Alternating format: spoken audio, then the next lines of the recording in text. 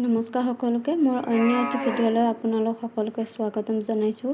আজি ভিডিঅ'টোত আপোনালোকক দেখুৱা ঘৰতে আমি সহজলভ্যভাৱে চুলিৰ কেনেকৈ যত্ন ল'ব পাৰোঁ। তাৰ কাৰণে মই লৈছোঁ হাবিস্কাছ মানে জবা ফুলৰ পাত আৰু জেতুকা মানে হেনা আৰু হাবিস্কাছৰ বহুত বেছি বেনিফিটছ আছে। যেনেকৈ আপোনাৰ হাবিস্কাছ যিটোৱে হেয়াৰ গ্ৰ'থ প্ৰমোট কৰে, তাৰপিছত হেয়াৰ ফল ৰিডিউচ কৰে আৰু অভাৰঅল হেয়াৰ হেল্থটো ইম্প্ৰুভ কৰে।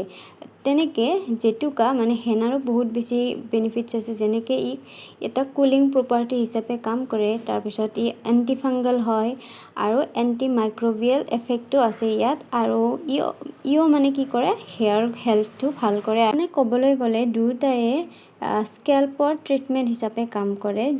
যদি সম্ভৱ হয় তেতিয়াহ'লে যদি সপ্তাহত এবাৰকৈও এইটো ট্ৰিটমেণ্ট আমি সকলোৱে ইউজ কৰোঁ তেতিয়াহ'লে আমি খুব সোনকালে ভাল ৰিজাল্ট পাম। আজিলৈ ইমানেই। Thank U.